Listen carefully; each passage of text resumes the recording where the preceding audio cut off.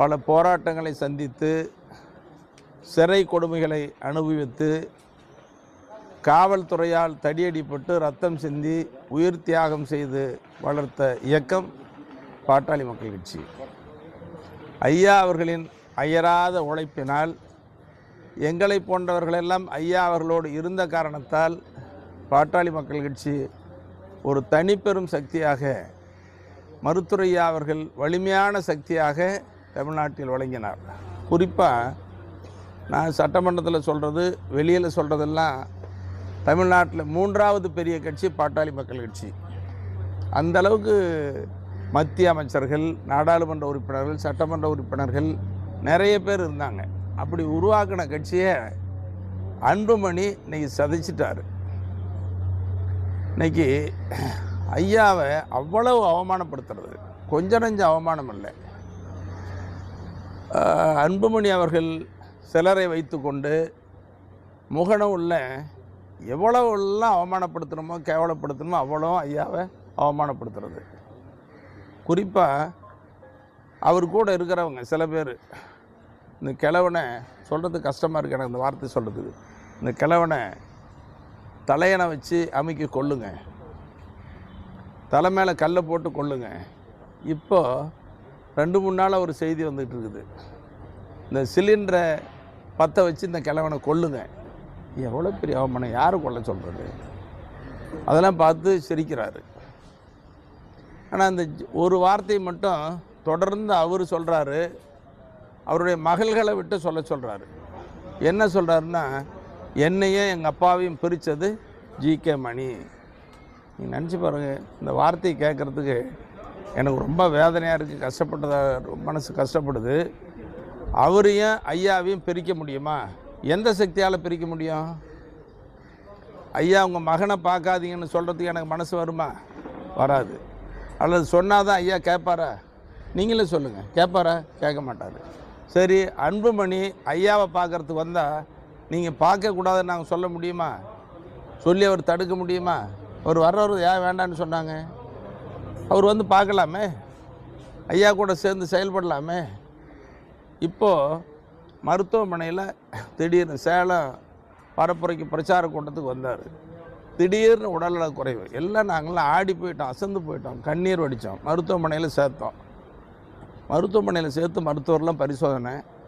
அப்போது அன்புமணி வரலாம் தானே, அவர் பேசுகிறார். வந்து அப்பாவை பார்க்குறத விட்டுட்டு பாசம் இருந்தால் அல்லது யாராவது தெரிஞ்சவங்களாக இருந்தால் கூட மருத்துவமனையில் ஒருத்தர் சேர்த்துட்டாங்கன்னா வந்து பார்ப்பாங்க, நல்லா விசாரிப்பாங்க. பெத்த தகப்பன் வளர்த்து ஆளாக்கினவர், மத்திய அமைச்சர் பதவி கொடுத்தவர், தலைவர் பதவி கொடுத்தவர், இவ்வளோ உயரத்துக்கு ஆளாக்கின அப்பாவை பார்க்குறதுக்கு மருத்துவமனைக்கு வரல.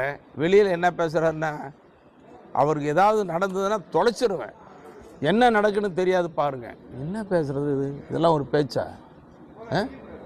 இது யாராவது அப்படி கேட்பாங்க? உங்களுக்கு அப்பா மேலே அக்கறையாக இருந்துச்சுன்னா நேராக ஓடி வந்திருக்கணும் மருத்துவமனைக்கு. அவர் வந்திருக்கலாம், அவருடைய மனைவி வந்திருக்கலாம், அவர் பெண் குழந்தைகள் வந்திருக்கலாம், எல்லாத்தையும் கூட்டிகிட்டு வந்து பார்த்துருக்கலாமே. சரி, அங்கே இல்லை, அப்போலோ மருத்துவமனையில் அடுத்த நாள் கொண்டு வந்து சேர்க்குறோம், அங்கே வந்து பார்க்கலாமே. அங்கேயும் வந்து பார்க்கல. ஆனால் அவங்க சகோதரிக்கிட்ட சின்ன மகள், ஐயாவினுடைய சின்ன மகள்கிட்ட ஒரு செய்தியை சொல்லி ஜி.கே. மணியை அடித்து துரத்துனாங்க, மருத்துவமனையிலே அனுமதிக்கலைன்னு சொல்லி அன்புமணி சொல்லி அனுப்பிச்சு ஒரு செய்தியை முகநூலில் பரப்புகிறாங்க. இது எவ்வளோ பெரிய அவமானம்! யாருக்கு அவமானம்? ஜி.கே. மணிக்கு அவமானமே இல்லை. சொல்கிற உங்களுக்கு தான் அவமானம். இது உண்மையை சொன்னால் எங்களுக்கு அவமானம் இருக்கலாம், பொய்யை சொன்னால் பொய்யவே பேசிட்டு தான் இப்படி. அப்படி மருத்துவமனையில் சரி, இதுக்கு முன்னால் ஒரு 6 மாதத்துக்கு முன்னால் உடல்நலம் பாதிக்கப்பட்டார். அப்போ ரொம்ப கடுமையாக பாதிக்கப்பட்டார். அப்போ தான் வந்து பார்த்துருக்கலாம்ல. மருத்துவமனையில் தைலாபுரம் தோட்டத்துக்கு வீட்டுக்கு வந்தார். அப்போது வந்து பார்த்தீங்களா? இன்றைக்கி வரைக்கும் வந்து பார்க்கல. ஐயாவுக்கு 60வது திருமணம்.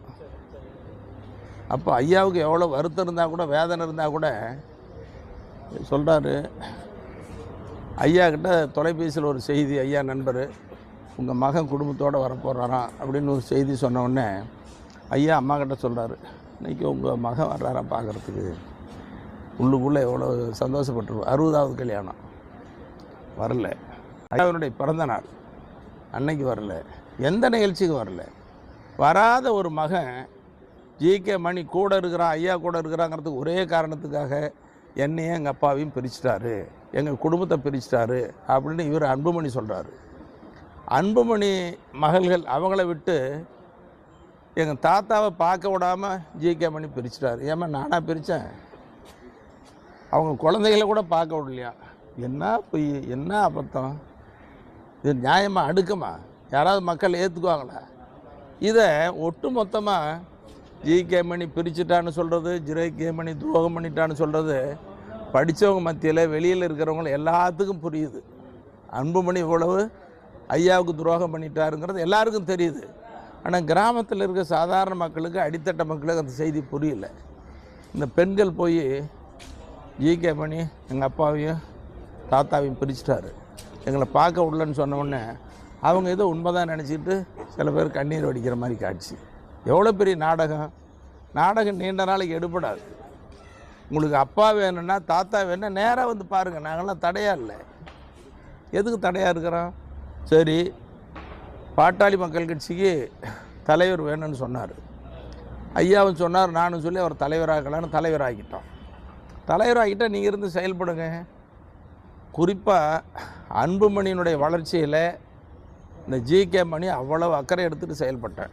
சென்னையான்னு சொல்லி தமிழ்நாடு முழுக்க ஒவ்வொரு மாவட்டத்துக்கும் அழைச்சிட்டு போய் மாநாடுகள் நடத்தி அவருடைய பெருமைகள்லாம் பேசி ஐயாவுக்கு அடுத்தது அவர் பெரிய அளவில் வளரணும்னு சொல்லி ரொம்ப உழைச்சோம். எந்த வகையில் ஒரு துளி அளவு கூட, எல் முனை அளவு கூட அன்புமணி மேலே நான் குரோதமாக விரோதமாக வச்சதே இல்லை. அவர் வளரணுன்னு தான் நினச்சோம். அவர் தலைவராக்கி கொஞ்ச நாளையிலேயே பாட்டாளி மக்கள் கட்சியினுடைய முகவரியை மாற்றிக்கிட்டார். அவருடைய வீட்டுக்கு மாற்றிட்டார். நாட்டுமுத்து நாயக்கன் தெரு 63, அதுதான் நிரந்தர முகவரி. மாற்றிக்கிட்டு 2022ஆம் ஆண்டு பொதுக்குழுவில் அவர் தலைவராக தேர்ந்தெடுத்தது. 2025ஓட பதவி முடியுது. ஆனால் போலியான ஒரு ஆவணத்தை தயார் பண்ணி தேர்தல் ஆணையத்தை கொடுத்து, தேர்தல் ஆணையத்தில் இருக்கிற ஒரு சிலரை கைக்குள்ளே வச்சுட்டு ஒரு கடிதம் வாங்கிட்டார். 2026 வரைக்கும் பதவி இருக்குதுன்னு கடிதம் வாங்கிட்டு, நான் தான் தலைவர், பாட்டாளி மக்கள் கட்சி என்னது தான், மாம்பழ சென்னை என்னதான்னு இன்றைக்கி போலியாக உரிமை கொண்டாடிட்டு இருக்கிறாரு. நீதிமன்றத்துக்கு போனால், டெல்லி உயர்நீதிமன்றத்தில் நீதிபதி ஒரு பெண் கேட்குறாங்க, அவருக்கு எத்தனை மகன்னு கேட்குறாங்க. ஒரு மகதான்னு சொன்னேன். அப்பா கூட அனுசரித்து போக வேண்டியதானே கேட்குறாங்க. இப்படி ஒரு மகனாக இருந்துக்கிட்டு அடுத்தது ஐயாவினுடைய கட்சி உங்களுக்கு தான் சொந்தம், ஏன் நீங்கள் அப்படி பதட்டப்படுறீங்க, ஏன் அபகரிக்கிறீங்க? நீதிமன்றத்தில் வந்து சொல்கிறாங்க, ஐயா மனநல பாதிக்கப்பட்டார். இது சொல்லலாமா? அவமானம் அல்ல? அப்பா வந்து மனநல பாதிக்கப்பட்டாருன்னு சொல்கிறது யாருக்கு அவமானம்? வெளியில் நீதிமன்றத்தில் சொல்கிறது, பத்திரிகையில், செய்தியில், தொலைக்காட்சியில் செய்தி வர்றது ஐயாவுக்கு பெரிய அவமானங்கிறதோட பெத்த மகனுக்கு உங்களுக்கு தான் அவமானம். இந்த அவமானத்தெல்லாம் மறைச்சிக்கிட்டு ஐயாவை கொச்சப்படுத்துறீங்களே. இப்போ அவருக்கு இருக்கிற ஜிகே மணி மேலே இருக்கிற ஆதங்கம் எல்லாம் நான் ஐயா கூட இருக்கக்கூடாது. என்கிட்ட சொன்னார், நீங்கள் ஒரு 3 மாதத்துக்கு ஐயாவை பார்க்காதீங்க, வெளியில் போயிடுங்க அப்படின்னாரு. வேற ஆளுங்கிட்ட சொல்லி அனுப்பிச்சார். எப்படி போக முடியும்? ஐயா கூட இத்தனை வருஷம் பயணம் பண்ணிவிட்டு நீங்கள் வாங்க அப்படின்னு கூப்பிட்டா வரணும் தானே. நான் உங்களை ஏற்றுக்கிட்டோம், தலைவராக ஏற்றுக்கிட்டோம், நாங்கள் மறுக்கலை. நீங்கள் ஐயா கூட இருங்க, ஐயா கூட இருந்து பயணம் பண்ணுங்க. நீதிமன்றம் போனாலும் சரி, அல்லது தேர்தல் ஆணையத்துக்கு போனாலும் சரி, அங்கே இருக்கிறவங்களாம் வளைச்சி யாரையோ சிபாரிசு பிடிச்சி அப்புறம் செய்ய வேண்டியதெல்லாம் செஞ்சு இன்றைக்கி நீதிமன்றத்துலேயும் வழக்கு அப்படி நிலுவையில் இருக்குது.